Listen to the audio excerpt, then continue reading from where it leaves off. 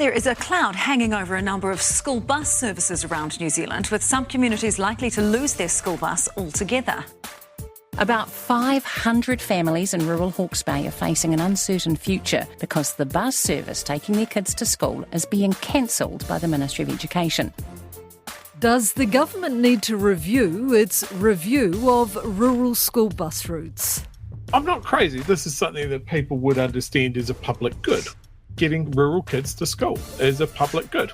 This government's all about, fewer children missing school, but at the same time, making it harder for kids to get to school. How do we square that circle? That seems to be counterproductive.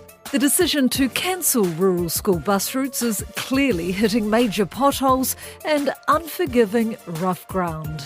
And this is the danger, isn't it? The other part of me, the charitable part of me goes, that must be absolute chaos for those families because they've got to send their kids to school, right? They've also got to run their farms.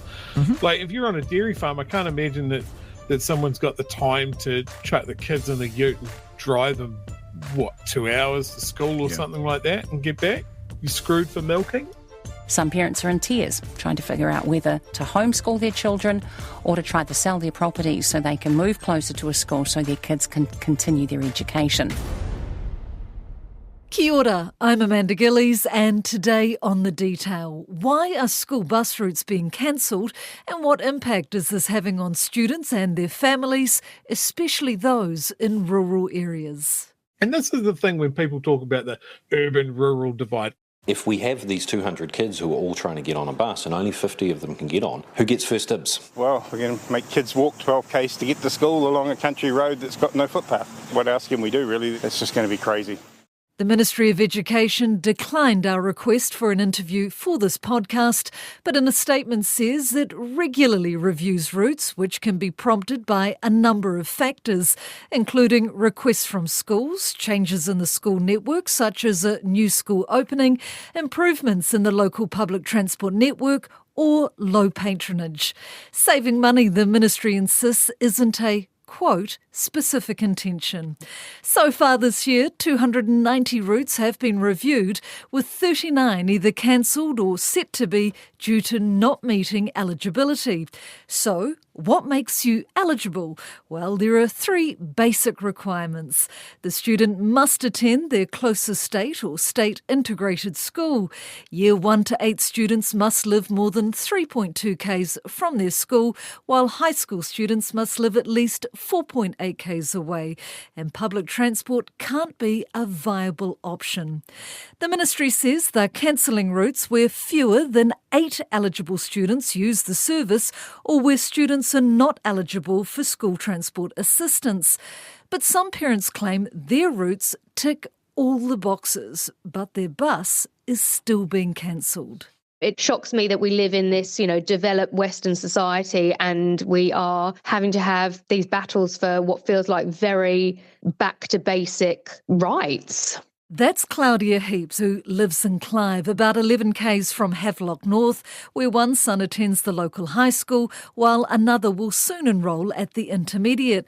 They take the bus to and from school, but from next April, that bus will no longer be available. It's set to be cancelled at the end of term 1.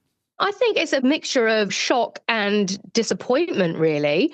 I can't believe that they would make something as basic as getting to school a challenge for kids, especially in light of talking about improving attendance records or attendance to schools. And I just think surely our main priorities as a country need to be health and education.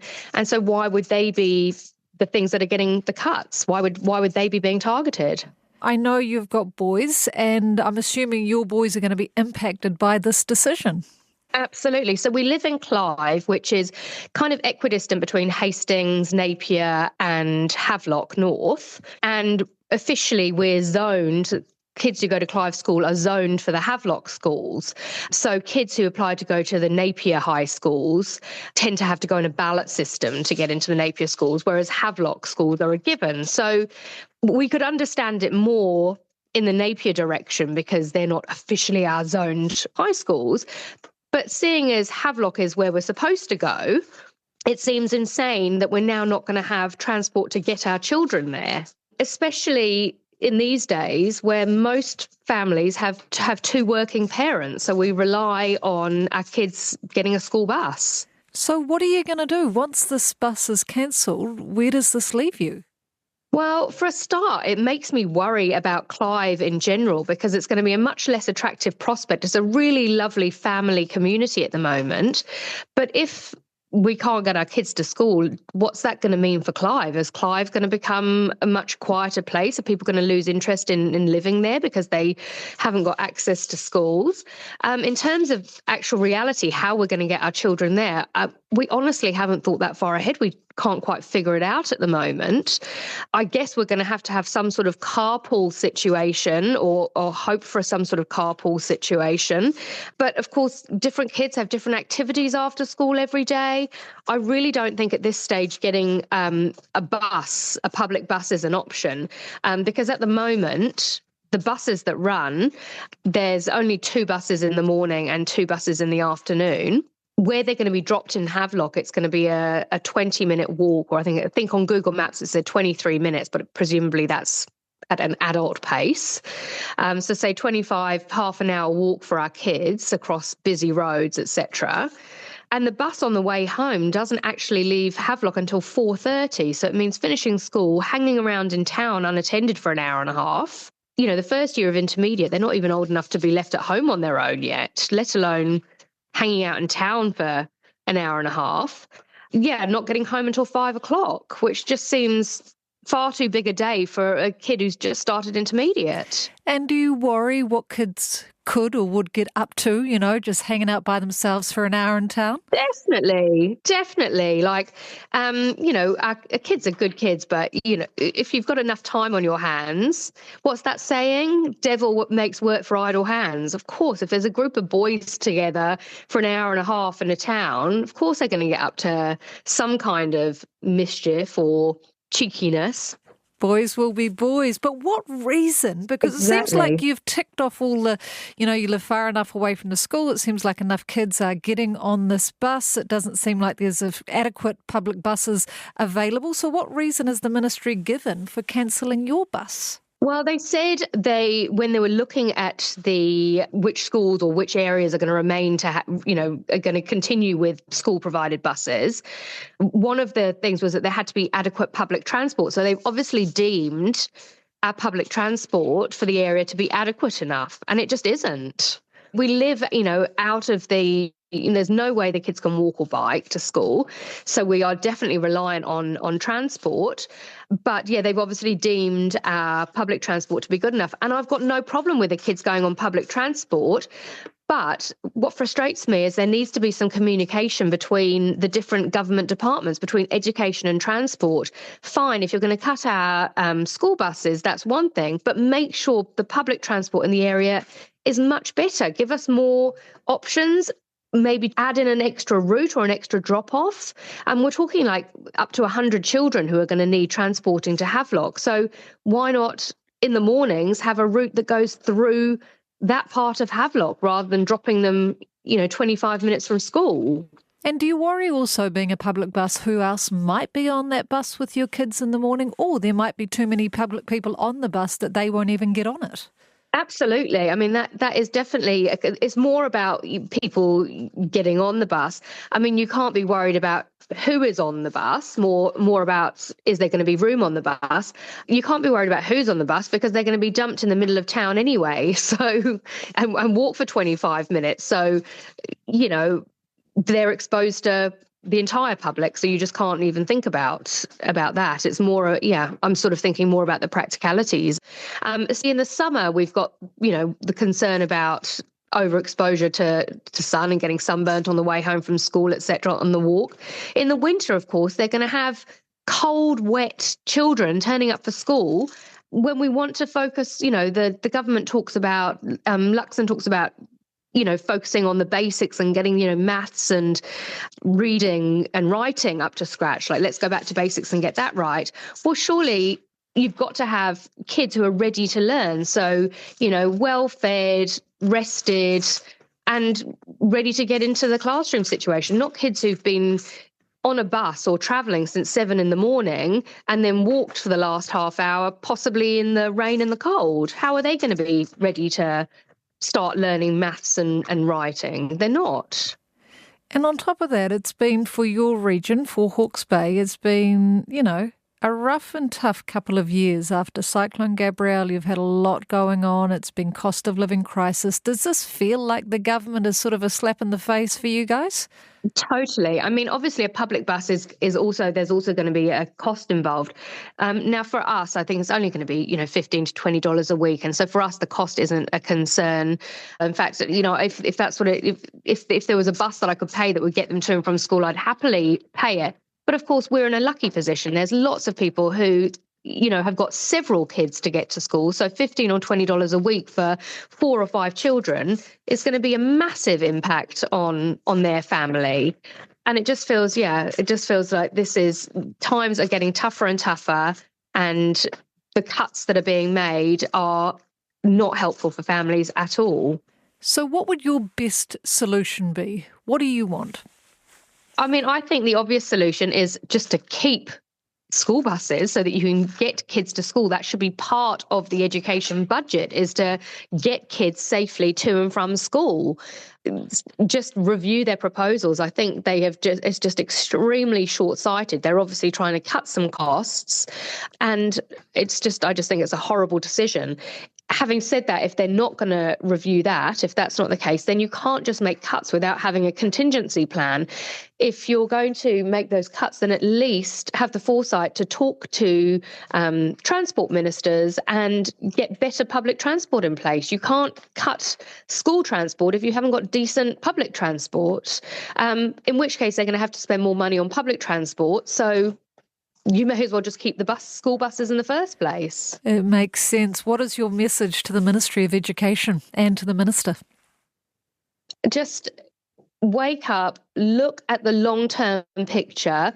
If you want our kids to attend school and improve attendance rates, improve literacy rates, and provide a good education, you need to get the kids there safely. And so this is absolutely counterproductive. Keep the school buses. It's part of schooling. Get kids to school safe and well and ready to learn.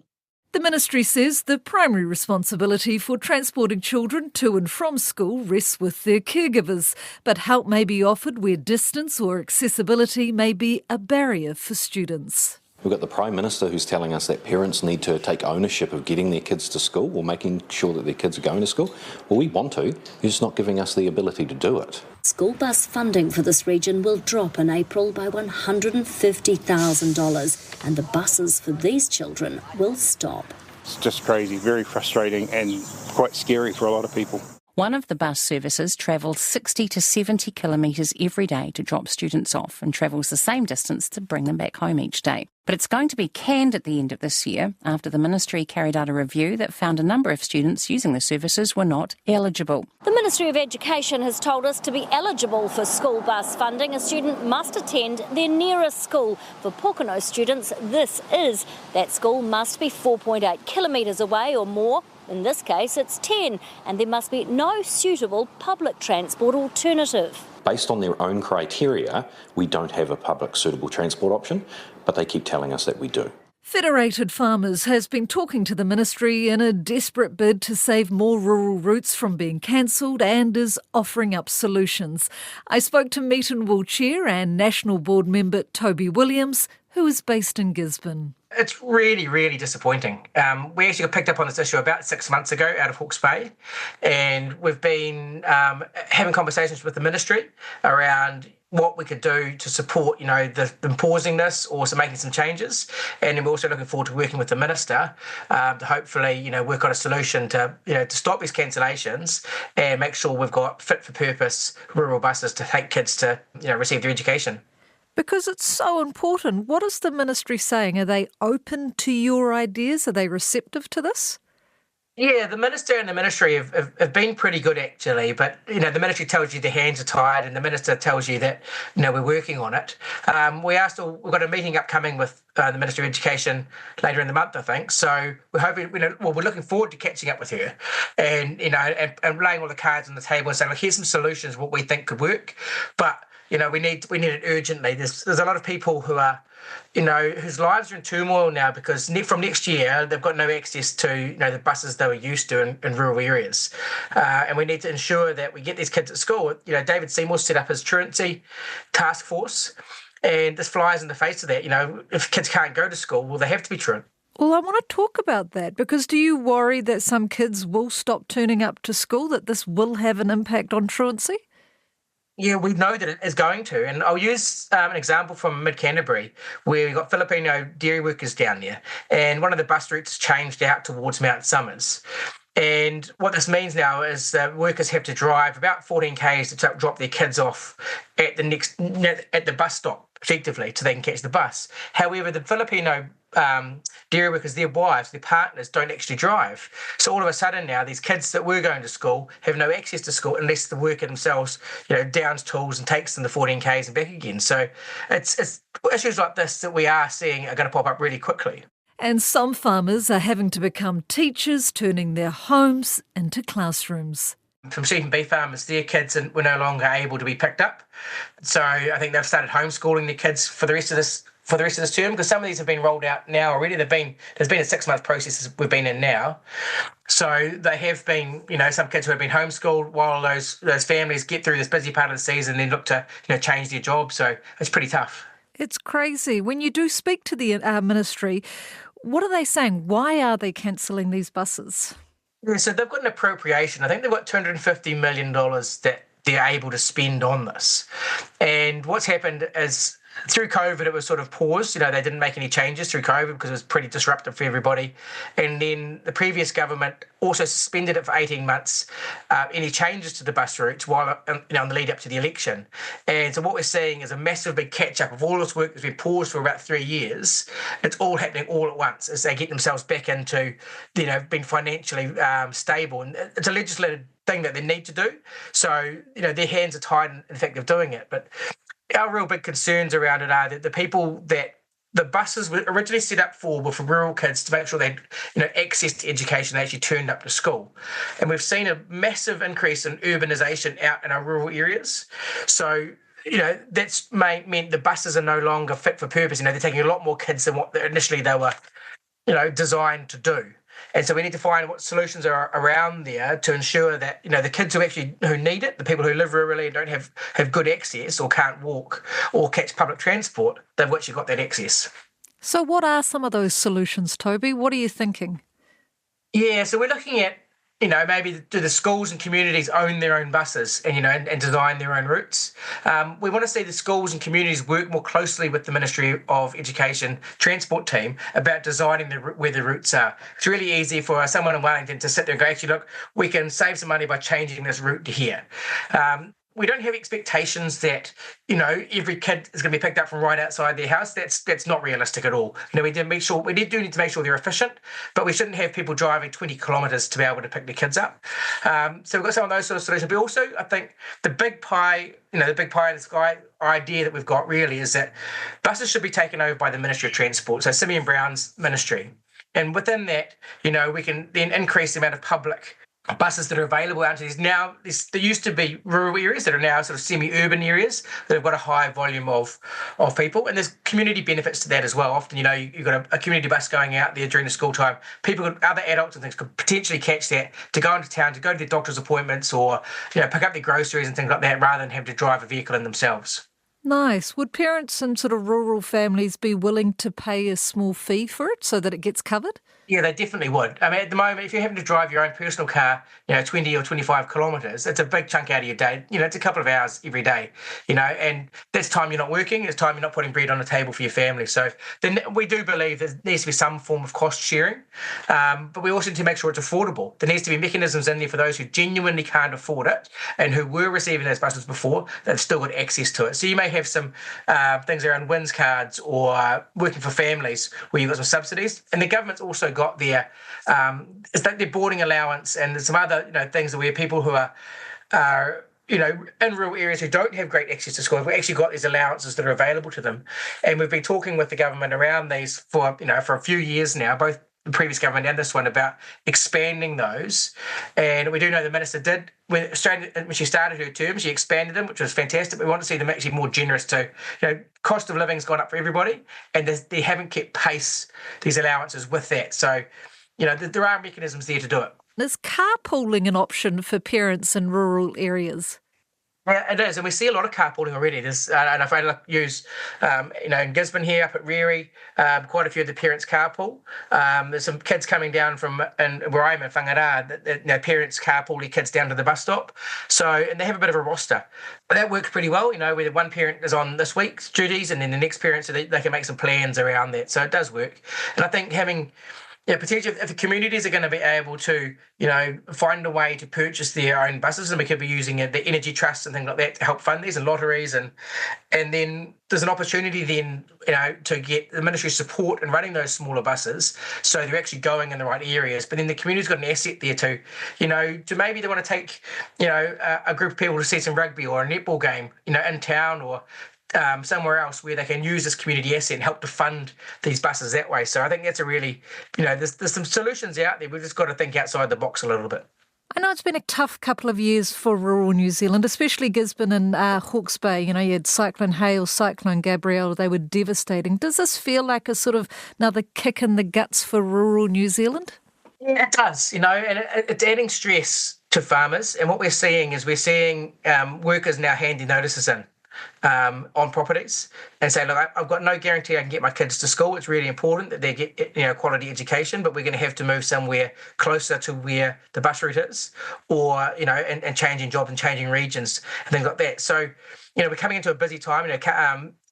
Dairy farmers are milking flat out. Sheep and beef farmers are down in South Island, they're tailing and they're weaning, and we're weaning up here in Gisborne. So it's a really busy time of the year, and if your staff are suddenly going, well, I'm not going to be available for you next year, and at term one, it's a real big stress because, if you want families, we want vibrant communities. So we need families there. We can't just have single people there. And the number of single people available just aren't there either. So it's really important we get some changes made to this for term one next year. And it seems a bit weird because this government seems so supportive of farmers, yet something so simple but so important to farmers has been given away. Yeah, it is. And I know the minister, she's been really good in the communications we've had with her, and they've been brief, but she is really concerned about this. We do note that she's flat out, expanding her new curriculum coming out, so that's a real priority for her at the moment. But we want to make sure that these rural kids have access to this new fancy curriculum that's going to get them to, back to the top echelon of the world's children. So, there's two sides to this. We need to make sure that we're not just focused on the urban and things like that, but we're making sure there's good access for those rural kids. And so, as I said, so far she's been really fantastic in her communications, and we're really looking forward to working with her. But he still has one final plea, one final message for the minister. We need to pause this while we work on what practical solutions we can do. We understand, you've got a legal obligation to do this, and we're hoping to work with the minister to find a way around that appropriation, to pause this and actually to make sure we restore confidence back for rural people that there's going to be transport to quality education for their children. That's all for today. The Detail is a newsroom production supported by RNZ and New Zealand On Air. Thank you to Claudia Heaps and Toby Williams. This episode was produced by Gwen McClure and engineered by Phil Benj. I'm Amanda Gillies. Matua.